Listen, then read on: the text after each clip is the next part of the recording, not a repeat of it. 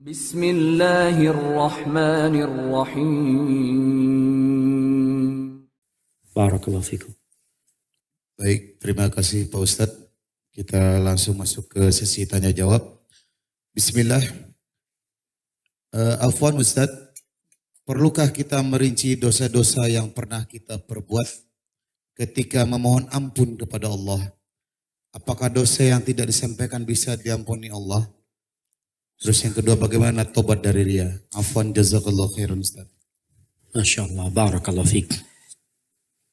Semua berbuat dosa. Itu sudah kodrat manusia. Apakah dalam taubat kita harus menyebutkan dosa-dosa kita? Dosa itu terbagi menjadi dua. Dosa besar dan dosa kecil. Dosa besar butuh taubat. Dan kau sebutkan. Ketika itu dosa besar. Tapi kalau dosa kecil, engkau cukup berdoa seperti doa Nabi SAW. Allahumma gfirli ma qaddamtu. Wa ma akhartu. Wa ma a'lantu. Wa ma asrartu. Wa ma anta a'lamu bihi minni. Ya Allah, ampuni dosaku yang telah aku lakukan. Yang mungkin nanti aku melakukannya. Dosa yang terang-terangan, dosa yang sembunyi-sembunyi. Dan dosa yang kau lebih tahu dengan dosaku itu ya Allah. Karena kita nggak tahu, kadang-kala kita merasa nggak berbuat dosa. Antal muqaddimu wal muakhiru anta ala kulli syai'in qadir. Engkau ya Allah. Engkau yang memajukan, yang memundurkan, engkau maha kuasa atas segala sesuatu. Jadi kalau dosa-dosa kecil, maka cukup dengan beramal soleh dan beristighfar, insya Allah Allah ampuni. Tapi dosa-dosa besar, kau harus taubat. Kita mungkin melakukan 5 dosa besar. Kalau kau taubat dari 1, baru 1 yang diampuni. Tapi kalau kau bertobat dari 5 dosa itu sekaligus, maka Allah ampuni sekaligus. Kalau Allah berkehendak. Kadangkala permohonanmu dan taubatmu kepada Allah setengah-setengah. Kadangkala coba Ustaz ya. Ana mau coba tinggalkan. Kalau kiranya nggak masalah, ana lanjutkan tobatnya. Tapi kalau enggak, ya balik lagi. Orang setengah-setengah. Dan antum lihat para sahabat ketika mereka taubat, habis semua jam. Dan mereka siap meninggalkan dunia mereka. Semuanya ditinggalin. Datang ke Madinah, tidur di masjid. Bayangkan, sahabat-sahabat Nabi itu yang hijrah dari Mekah atau di kota-kota lain masuk ke Madinah nggak punya siapa-siapa. Kalau kau punya saudara mungkin bisa tinggal di rumahnya. Walaupun kemudian Nabi SAW menjadikan mereka saudara dengan orang-orang Ansor pada waktu itu. Barakallahu fikum. Nah. Baik, terima kasih Ustadz atas jawabannya. Pertanyaan selanjutnya Ustadz. Bagaimana caranya bisa terhindar dari maksiat dikala sendirian Ustaz? Terima kasih. Subhanallah. Kadangkala ada orang yang gak bisa meninggalkan dosa sendirian.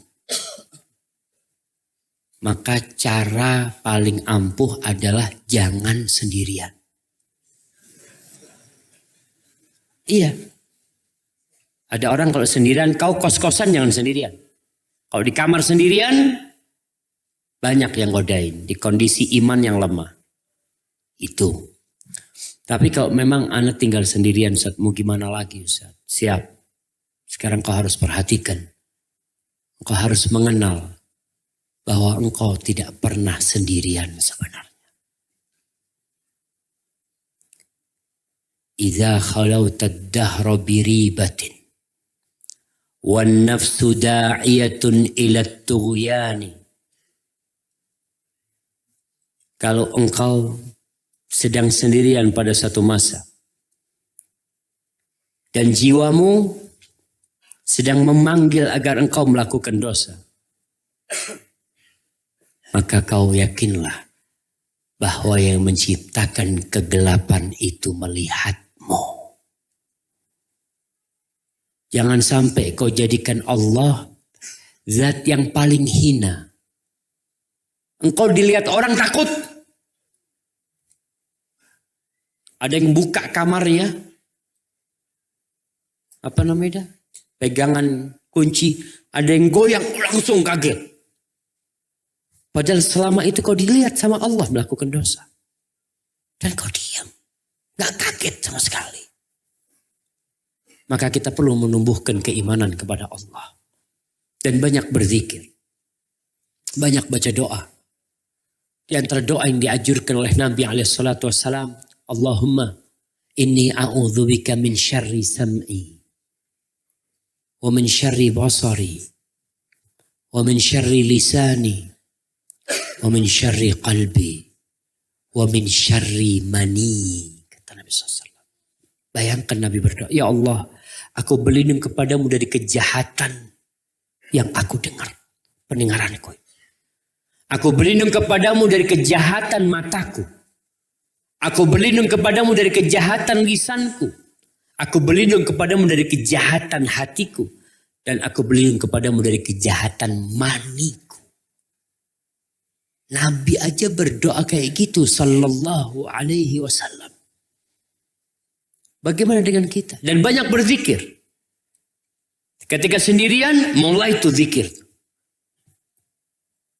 Bisikan gak karu-karuan, tutup pintu kamar. Antum keluar. Karena terus terang, kita kadang-kala butuh bantuan orang luar. Dan kenapa ketika perjalanan, Rasulullah SAW melarang orang berjalan sendirian. Berdua pun jangan. Berapa orang? Bertiga. Agar saling menjaga di sana. Hadza wallahu a'lam bissawab. Terima kasih atas jawabannya Ustaz. Pertanyaan berikutnya. Assalamualaikum warahmatullahi wabarakatuh. Waalaikumsalam warahmatullahi wabarakatuh. Pak Ustaz, saya ingin bertanya. Saya selalu berdoa kepada orang tua saya karena merasa jauh dari sunnah. Apakah Allah tetap mendengar doa saya? Karena orang tua saya masih percaya tentang tahayul-tahayul, kepercayaan nenek moyang. Kadang jika mereka sedang menghadapi masalah, mereka selalu meminta tolong kepada orang pintar. Jazakallah khair. Barakallahu fiikum, subhanallah jamaah. Iya, kita semua memiliki masalah dengan keluarga kadang-kala. Ada keluarga yang gak suka antum ke masjid. Lebih suka antum yang dulu. Ngapain sih kau ke masjid? Kajian. Ayah lebih suka kau yang dulu. Ada suami-suami juga yang kayak gitu. Lihat istrinya pakai kerudung, suaminya mengatakan aku lebih suka kau pakai you can see kayak yang dulu.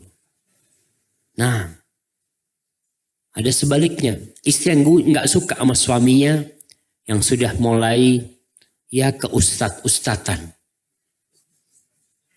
Ngomongnya akhi, antum. Jadi aduh kata dia, bang gantilah bang. Kadang-kadang seperti itu. Ketika istri ngomong, bang gantilah bang. Afwan ukhti apa? Masya Allah. Jadi si suami sama istri akhirnya itu ujian. Anak sama bapaknya kadang-kadang. Apa yang harus dilakukan? Terus berdoa. Terus berdoa. Nabi Ibrahim punya bapak kayak gitu. Insya Allah bapaknya Nabi Ibrahim tidak separah bapaknya antum. Bapaknya antum cuma berangkat ke orang pintar. Bapaknya Nabi Ibrahim tukang bikin berhala. Dia yang memfasilitasi kesyirikan. Tapi Nabi Ibrahim terus berdoa. Dan jangan putus asa. Artinya jangan pernah berhenti berdoa. Sehingga mengatakan kayak tadi. Ustaz, Allah ngabulkan gak doaku? Ini sudah putus asa dia. Dari awal tema kita, Allah mendengarmu. Sudah selesai. Tinggal kau terus berdoa. Dan Abu Hurairah radhiyallahu taala anhu, bagaimana dia memiliki ibu yang Nasrani pada waktu itu. Yang kadang-kala ngomongnya pedas. Gak enak terhadap agama dan terhadap Rasul SAW. Maka Abu Hurairah datang. menjumpai Nabi SAW. Ya Rasulullah, ud'allah li ummi Abi Hurairah. Aku minta kau doakan buat ibunya Abu Hurairah. Nabi berdoa, Allahumma hdi umma Abi Hurairah. Allahumma hdi umma Abi Hurairah. Kita kadang-kala doakan satu, aduh kayaknya susah bapakmu tuh sudah. Kata dia. Ya. Nabi langsung mendoakan. Abu Hurairah pulang, doa itu naik ke langit, turun lagi. Ibunya Abu Hurairah sudah masuk Islam. Allah dengar. Cuma tadi kau kayaknya kurang yakin kalau Allah mendengar doamu. Barakallahu fikum. Terima kasih Ustaz atas jawabannya. Pertanyaan selanjutnya, Assalamualaikum warahmatullahi wabarakatuh. Waalaikumsalam warahmatullahi wabarakatuh. Barakallahu fiik ya Ustaz. Jika pertanyaan ini dibaca, berarti ini pertanyaan kedua yang dibaca Ustaz. Masya Allah. Syukuran atas doanya Ustaz. Alhamdulillah Ta'ala mengabulkan doa Ustaz. Suami saya dapat hidayah dan telah berhijrah. Pertanyaan tentang fikih wanita. Dalam berpakaian, wanita sebaiknya berpakaian sederhana, tidak menampakkan perhiasan. Namun Allah menyukai keindahan. Keindahan menurut Allah itu seperti apa? Kriterianya bagaimana Ustaz? Jazakallah khair. Barakallahu fiik. Subhanallah. Perempuan itu jamaah diciptakan indah. Semuanya indah. Antum kalau lihat motornya perempuan, motornya doang, itu udah, ya Allah bagus banget. Antum lihat sandalnya, Allahu Akbar, ini sandalnya fulana kayaknya ini. Sandalnya, Allah ciptakan udah cantik. Nah, bagaimana dalam berpakaian? Karena wanita itu Allah ciptakan indah, maka Allah bikin aturan. Kepada siapa dia boleh menampakkan keindahannya. Ada batasan-batasannya. Semua keindahan itu boleh dinikmatin oleh suamimu.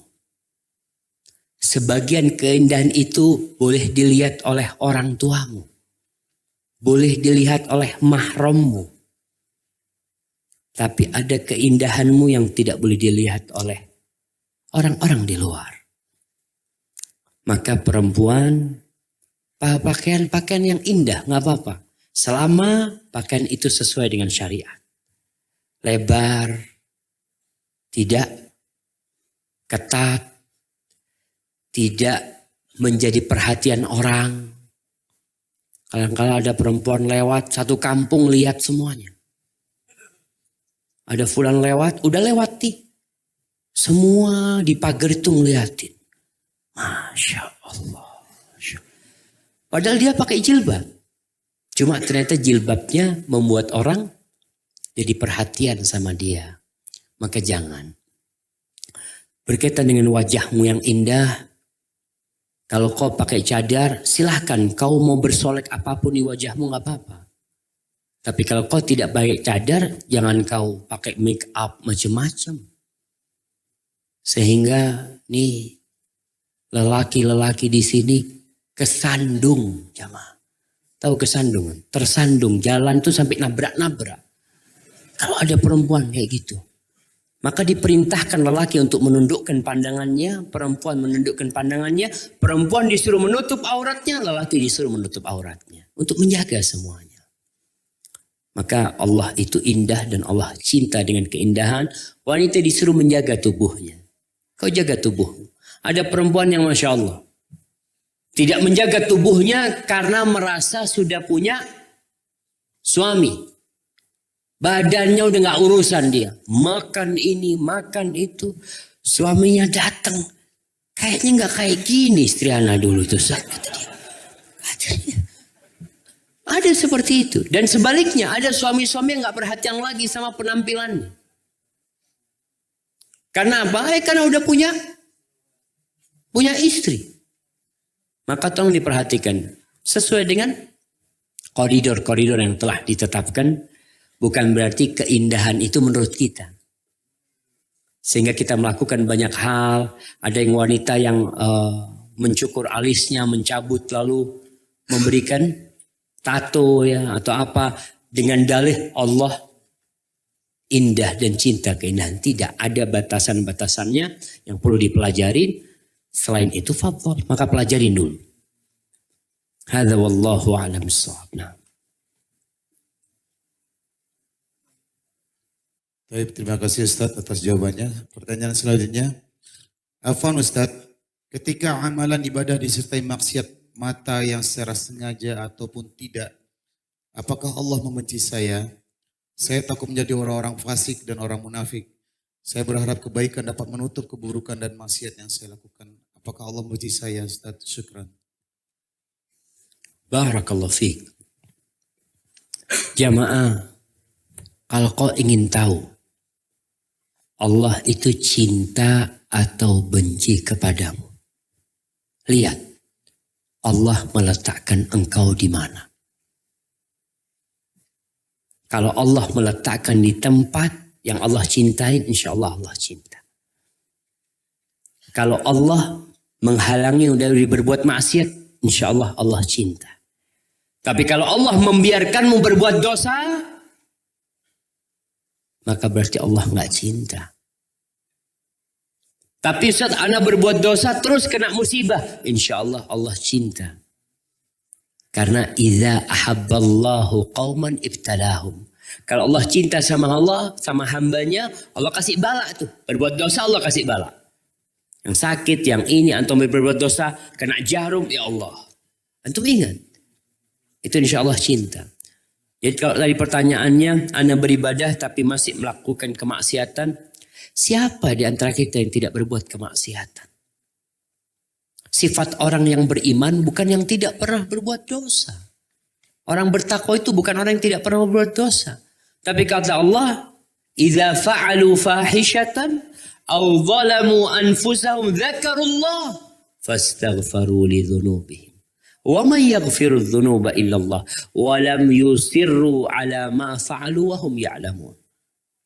Orang yang bertakwa itu yang tatkala berbuat dosa, walaupun dosa besar atau dosa kecil, mereka ingat sama Allah, langsung istighfar minta ampun. Dan dia tahu nggak ada yang bisa mengampuni dosa kecuali Allah. Dia yakin dengan hal itu. Dan mereka tidak berbuat dosa terus-terusan. Artinya berhenti berbuat dosa. Berbuat dosa, tobat, tinggalkan. Ustaz kadang-kala terjebak lagi Ustaz. Balik lagi sama Allah. Jangan putus asa kemudian mengatakan kayaknya Anda nggak diampuni Ustaz. Soalnya Anda kok terus berbuat dosa. Rutin berbuat dosa. Udah tobat balik lagi. Tobat balik lagi. Kau terus tobat sama Allah. Bukan terus berbuat dosa. Jangan pernah putus asa. Innallaha yaghfiru dzunuba jami'an. Allah tuh mengampuni semua dosa.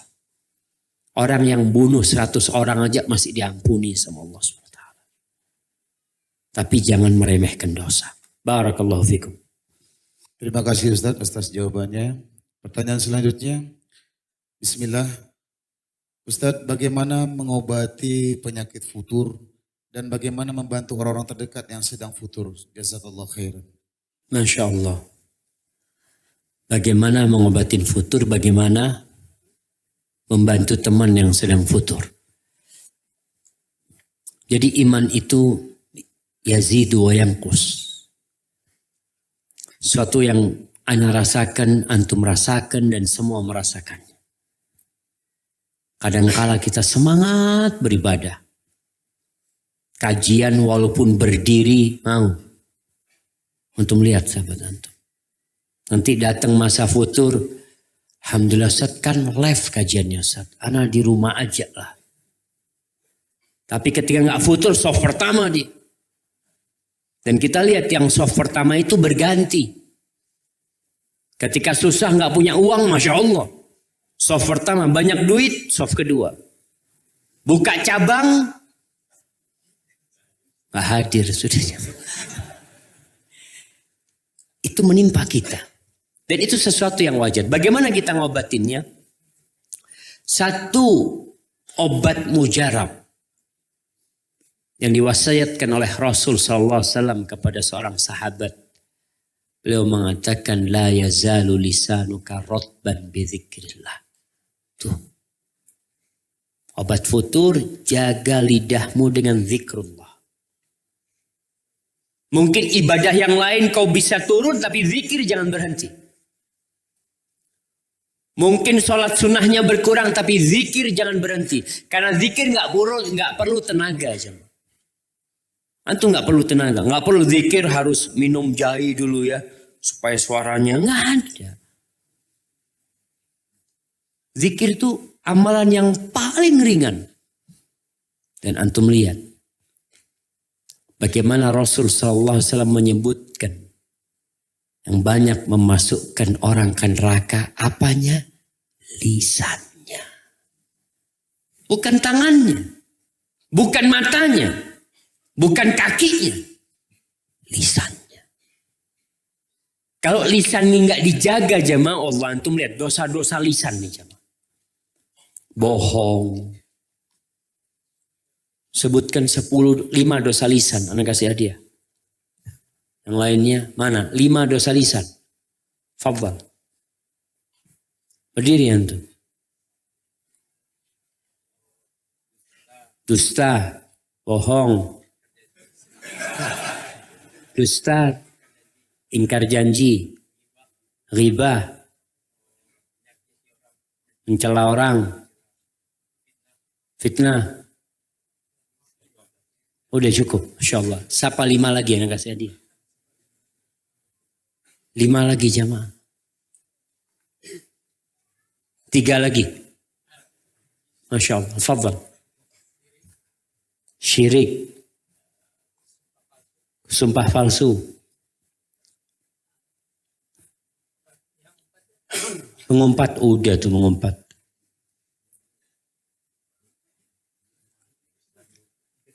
Dan lain-lain.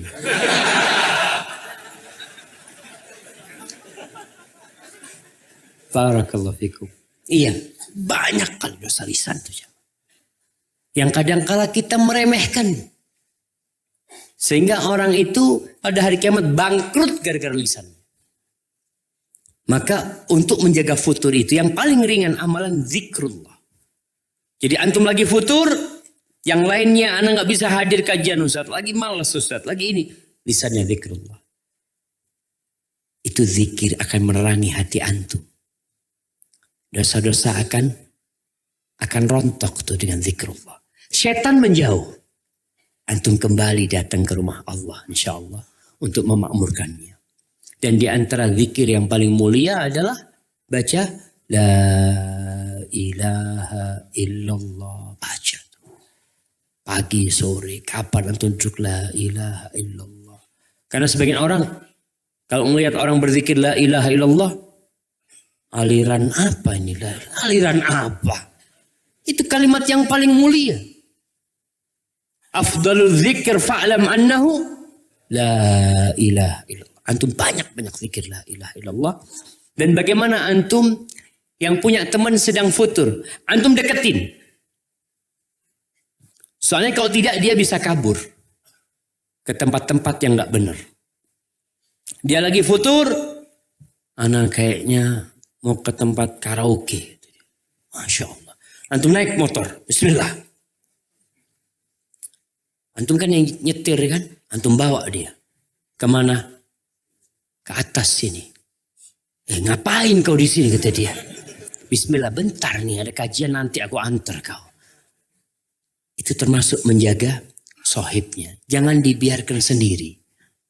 Kalau dibiarkan sendiri akhirnya habis dia. Dan banyak kejadian-kejadian orang yang futur kemudian hilang dari kajian, hilang dari rumah Allah karena memang dibiarin. Atau karena dia memang mengasingkan diri. HP-nya dimatikan ini itu. Ya sudah. Akhirnya dia jadi korban syaitan. Kiranya seperti itu. Wallahu a'lam. Terima kasih Ustaz atas jawabannya. Pertanyaan berikutnya. Assalamualaikum Ustaz. Bagaimana cara menasihati dosen yang melarang mahasiswa sholat di awal waktu? Karena peraturan kampus mengizinkan sholat setelah jam kuliah selesai. Salahkah saya jika lebih mengutamakan perintah Allah daripada perintah makhluk? Tolong nasihatnya untuk saya dan tolong doakan untuk mereka juga Ustaz. Syukran, jazakallahu khair. Barakallahu fikum. Iya jamaah. Berkaitan dengan anak-anak yang kuliah, yang sekolah, atau yang bekerja di perusahaan. Yang kadangkala waktu azan dikumandangkan, dia masih di kelas. Bagaimana atau apa yang harus dia lakukan? Nggak ada masalah, dia ikutin perkuliahan. Tapi tetap sholatnya nanti berjamaah di masjid. Artinya waktu sholatnya itu memang luas. Waktu sholat duhur, umpamanya kuliahnya sampai jam 12:30. Lalu duhur sudah lewat, ya udah. Jadi semua mahasiswa sholatnya 12:30. Jadi setelah kuliah berangkat ke masjid berjamaah, sholat di masjid tetap di waktunya, tapi dengan berjamaah. Seperti orang yang bekerja Ustaz, pas azan kita masih kerja Ustaz. Maksudnya kalau bisa keluar, itu yang seharusnya kita lakukan. Tapi kalau nggak bisa Ustaz. Ya sudah, semua karyawan kan sama, nggak bisa. Di tempat kerja ada musola, ya sudah. Sekarang pulang kerja, semuanya ke musola. Jadi jamnya ditentukan sudah. Sholat duhur umpamanya jam 12:30 di masjid itu. Atau jam 1 sudah ditentukan, ya berangkat ke sana. Begitulah kerja, sholat asar 3:30 atau jam 4 umpamanya. Jadi semuanya tahu sholat asar jam 4. Dan itu tidak masalah, tetap dilakukan di masjid. Jadi antum ingin di awal waktu, tapi karena kondisi nggak ada masalah, antum laksanakan di waktu yang masih waktu sholat. Tidak memundur-mundurkannya sampai waktu sholat itu habis. Allah mengatakan, fattaqullaha mastata'tum. Bertakwalah kepada Allah sesuai dengan kemampuan kalian. Jadi hal-hal yang kita mampunya seperti itu, ya bismillah. Kita di Jember, di kampus kita itu, kita sholat 12:30. Jam kuliah selesai dan memang diumumkan di masjid. Sholat duhur, adzan tetap tepat waktu. Tapi sholat duhur dimulai jam 12:35. Sehingga orang semua sudah tahu, yang ingin sholat di awal waktu, alhamdulillah banyak masjid yang lainnya. Fadol. Tapi di masjid kita, sholatnya jam segitu dan itu tidak bertentangan dengan syariat. Karena masih di waktu sholat duhur. Tidak dimundur-mundurkan, enggak. Orang sholat jam 1 masih masuk waktunya. Hadza wallahu a'lam bissawab. Nah. Terima kasih Ustaz atas jawabannya. Pertanyaan selanjutnya. Assalamualaikum Ustaz. Waalaikumsalam. Kenapa persoalan di negeri kita ini begitu banyak dan sulit diperbaiki Ustaz? Seakan-akan Allah menjauhi negeri ini, padahal banyak umat Islam negeri ini yang meminta kebaikan atas negeri ini. Mohon nasihatnya Ustaz. Subhanallah jamaah. Jumlah itu tidak menentukan. Bukan berarti jumlah yang banyak pertanda mereka adalah orang-orang yang baik. Tidak. Sepanjang sejarah antum lihat umat Islam jumlahnya lebih sedikit. Tapi Allah berikan kemenangan kepada mereka. Allah berikan kemakmuran kepada mereka. Karena mereka berkualitas. Sedangkan umat Islam banyak di Indonesia, tadi kita singgung. Bahwasanya banyak umat Islam. Tapi banyak di antara mereka yang tidak kenal Islam itu apa.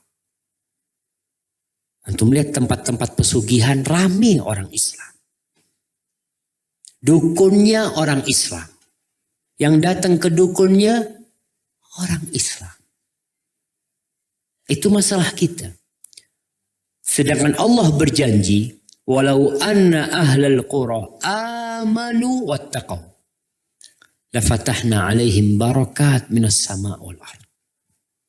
Andai kata penduduk negeri itu beriman dan bertakwa, seakan-akan ayat ini untuk negeri kita. Dan untuk semua negeri sebenarnya. Andai kata penduduk negeri itu memiliki dua syarat.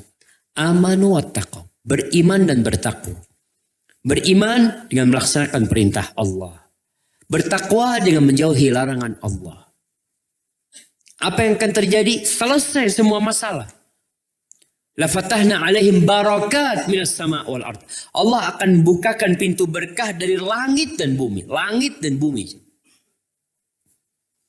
Maka yang antum lihat, kadangkala ana bingung. Ya, ini termasuk curhat sama antum lah. Mau beli duren Thailand. Mau beli kelengkeng Thailand. Apalagi beras Thailand. Terus beras Vietnam. Garam India.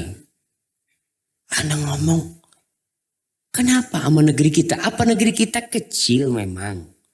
Gak bisa menghasilkan durian. Gak bisa menghasilkan kelengkeng, gak bisa buat tanam beras. Apa kayak gitu jemaah? Subhanallah. Ikan tuh ada masih yang impor jemaah. Apa penyebabnya?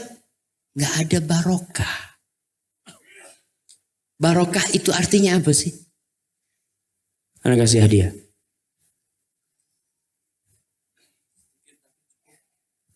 Sedikit tapi cukup. Kurang sebenarnya. Fadhal. Baik dan bertambah. Ya. Nah, fadhal. Barakallah. Barokatnya baik dan kebaikan yang bertambah terus. Ya, itu barokah. Yang terjadi adalah kita memiliki Allah negeri yang luas sekali. Tapi nggak barokah. Antum bisa bayangin jamaah. Orang-orang tetangga negeri kita itu beli kayu dari negeri kita. Ana pernah ketemu sama maling kayu. Maling kayu dia cerita. Ustaz, ana dulu maling kayu. Ustaz. Alhamdulillah Allah ampuni, Allah kasih taubat. Mudah-mudahan diampuni. Ustaz. Dia itu kirim kayu ke Malaysia.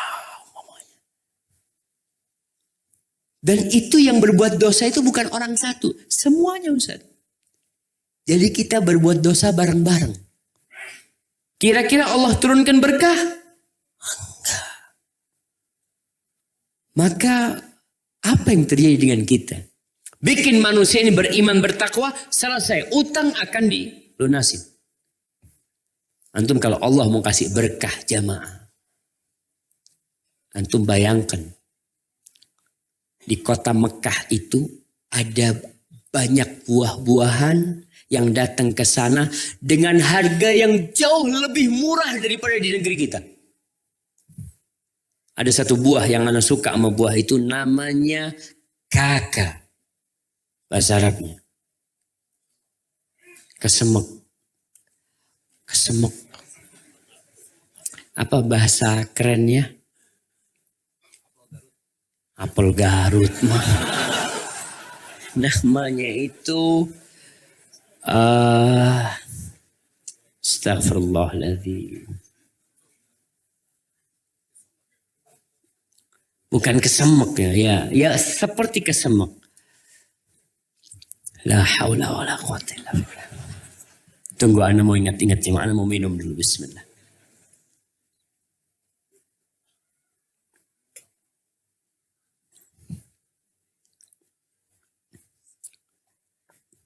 Hilang. Nanti kalau ingat anda kasih tahu. Itu harganya di sana. 1 kilo itu mungkin 30.000 lah. Di sini harganya 1 biji 70.000. Wah itu. Bukan anggur jemaah. Subhanallah. Anak padahal suka tapi bisa lupa namanya. Namanya buah naga. Salah zaman.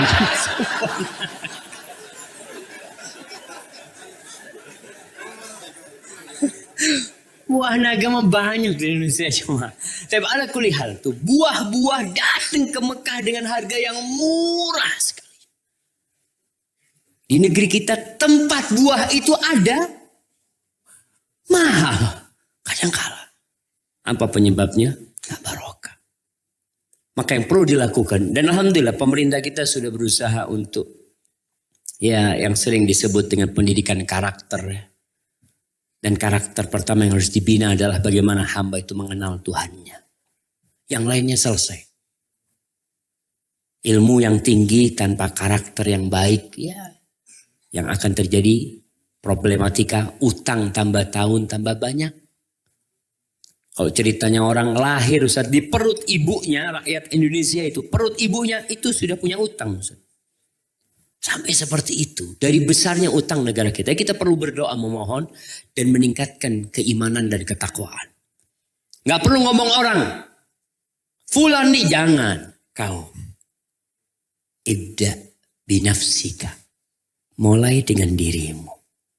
1000 kilometer itu dimulai dengan 1 langkah. Kau mulai 1 langkah sampai 1000 kilo. Tapi kalau kau di garis start ini ngomong doang. Ini Ustaz. Kok gak jalan-jalan? Tapi kita jalan udah. Sisanya serahkan kepada Allah. Hadza wallahu a'lam bissawab. Terima kasih Ustaz atas jawabannya. Pertanyaan berikutnya, Assalamualaikum Ustaz. Jika saya berdoa memohon jodoh kepada Allah, lalu kemudian Allah jawab dengan seseorang yang datang untuk berniat baik, tetapi karena hal lain saya menolak seseorang itu, apakah saya termasuk orang yang sombong karena menolak jawaban yang Allah berikan itu ya Ustaz? Syukran. Barakallahu fikum.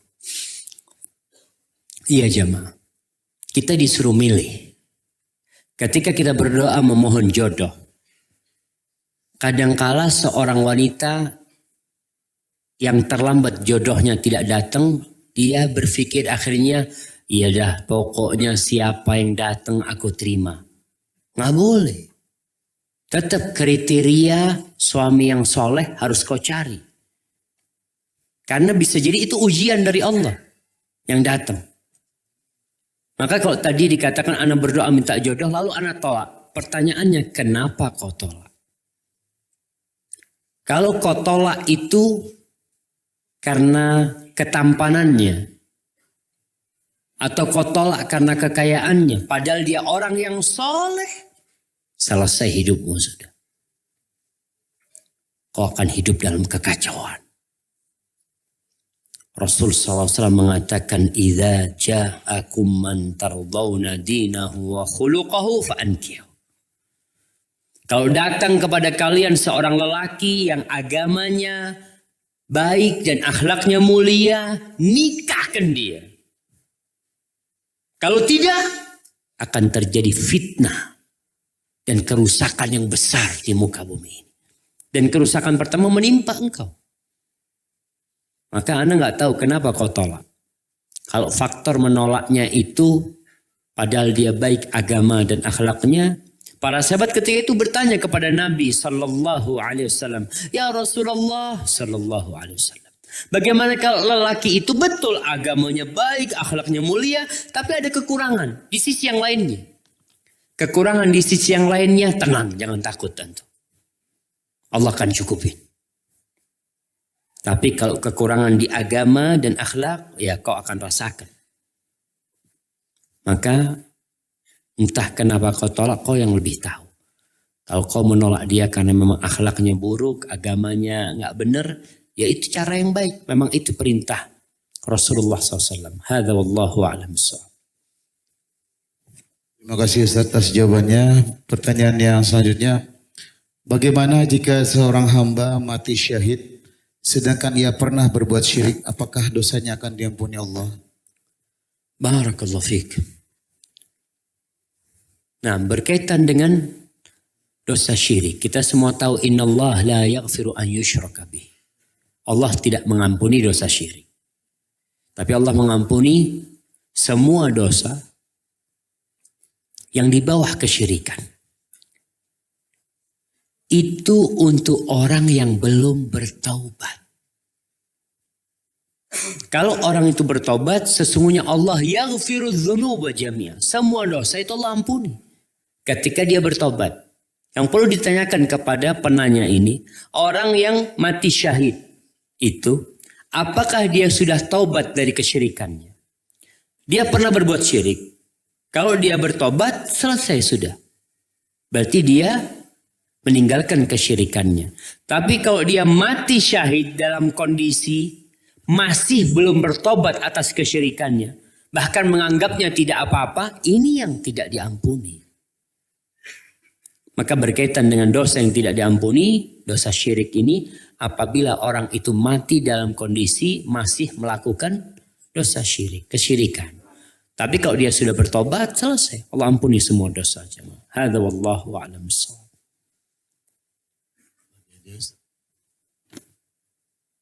Gimana? Baik, ana mau bagi hadiah.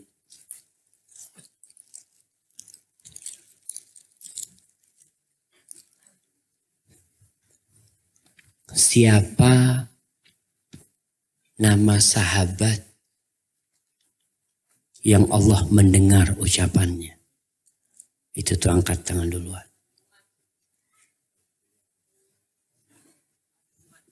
Sa'ad bin Mu'ad. Yang Allah mendengarkan qad sami Allahu qawlan lati. Siapa? Baik. Sebelahnya tadi, nah. Ya, yang belakangnya antum. Ya. Nah, angkat tangan antum. Ya, betul. Khawlah anaknya siapa?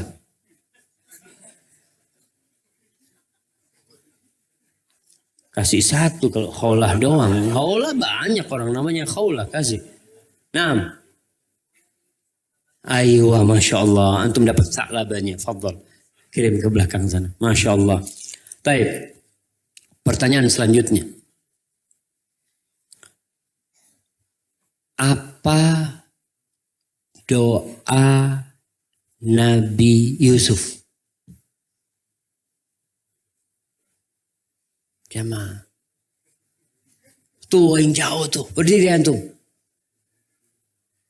Nah, iya.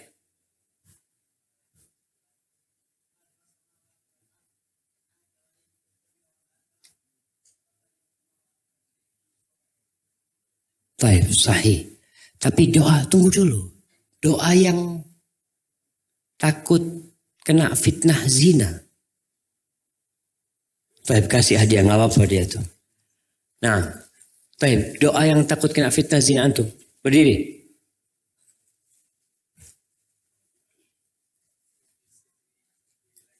Rabbis sijinu ahabbu ilayya mimma yad'unani ilayhi. Masya Allah, barakallahu fikum.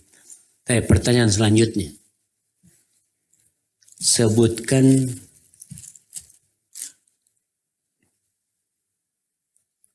empat penghalang doa.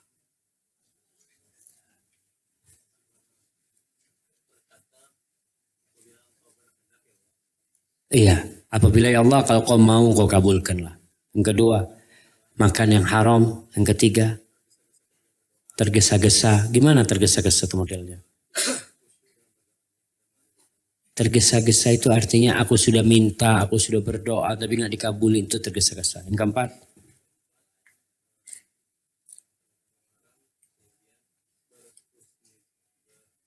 suudzon kepada Allah SWT. Barakallahu fikum jamaah. Masih ada lagi. Masya Allah, anak kayaknya suruh bagi-bagi hadiah sekarang. Tadi karena anak yang minta hadiah, tapi nggak banyak-banyak anak mintanya bang. Baik, 3 lagi. Antum berdiri nggak apa-apa. Dia siap jawab jamaah. Masya Allah. Baik, pertanyaannya. Doa Nabi Zakaria. Minta apa Nabi Zakaria? Anak, dikasih. Siapa nama anaknya? Maryam. Antum baca Qur'annya ya. Nah, bukan Maryam lah. Siapa? Yahya. Taib. Siapa yang mau jawab pertanyaan? Ya, antum berdiri. Ya, 2 nggak apa-apa berdiri. Apa artinya Maryam? Tunggu dia yang mau berdiri udah jawab. Nah, yang disucikan sebelahnya. Pelayan Tuhan, Masya Allah. Ya, duduk dua-duanya. Yang dapat yang pakai baju putih itu. Tapi nggak apa-apa. Yang disucikan kita kasih juga jemaah. Barakallahu fikum. Katanya tinggal 3 bang. Baik. Pertanyaan selanjutnya ada yang mau jawab? Masya Allah, berdiri antum. Nah.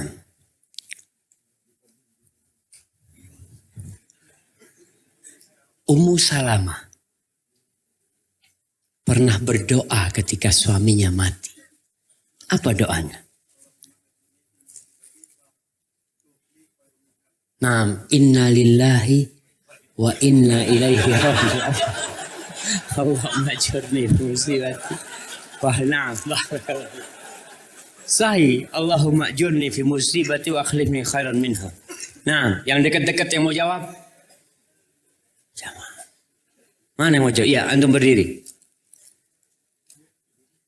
Ya. Apa permintaan Sa'ad bin Mu'adz?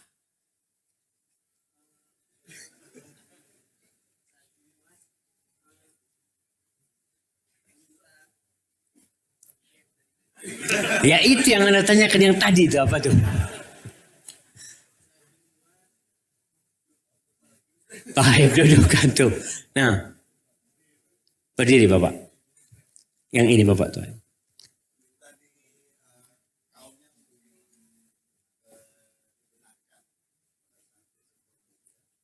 Minta kaumnya dibenarkan.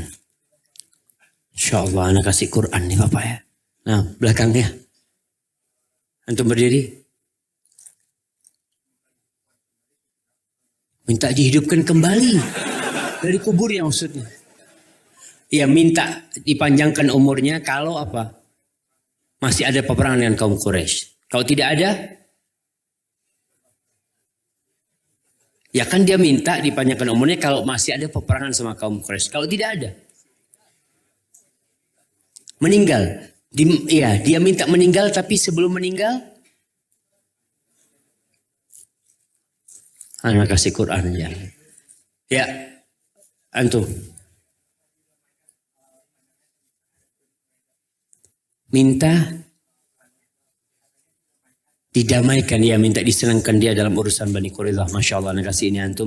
Itu kayaknya pertanyaan terakhir jamaah yang menutup kajian pada kesempatan kali ini. Sebagai penutup, semua memiliki masalah. Negeri kita pun bermasalah. Ada satu tempat memohon untuk menyelesaikan masalah itu. Allah Jalla Jalaluh. Allah tidak pernah menutup pintunya. Allah menyuruh kita berdoa dan berjanji mengabulkan doa kita. Dia mengatakan, ud'uni astajib lakum. Kau minta kepadaku, aku akan kabulkan. Dan setiap sholat kita berikrar. Tatkala imam mengatakan sami Allahu liman hamidah, kita bersama-sama serentak mengatakan Rabbana walakal hamd. Karena kita yakin Allah mendengar pujian kita. Maka kita perlu menumbuhkan keyakinan bahwa tatkala kita sujud di bumi, meletakkan kening kita, lalu kita mengatakan subhana rabbiyal a'la, Allah di atas arsy-Nya mendengarkan kita. Dan tatkala itu kau banyak-banyak berdoa. Karena ketika sujud, doa itu dikabulkan jamaah. Subhanakallahumma wa bihamdika asyhadu an la ilaha illa anta astaghfiruka wa atubu ilaik. Apabila yang ana sampaikan benar itu dari Allah Jalla Jalaluh, kalau ada yang salah dan kurang berkenan dari diri ana pribadi, Allah dan Rasul yang terbebaskan dari kesalahan itu. Wassalamualaikum warahmatullahi wabarakatuh.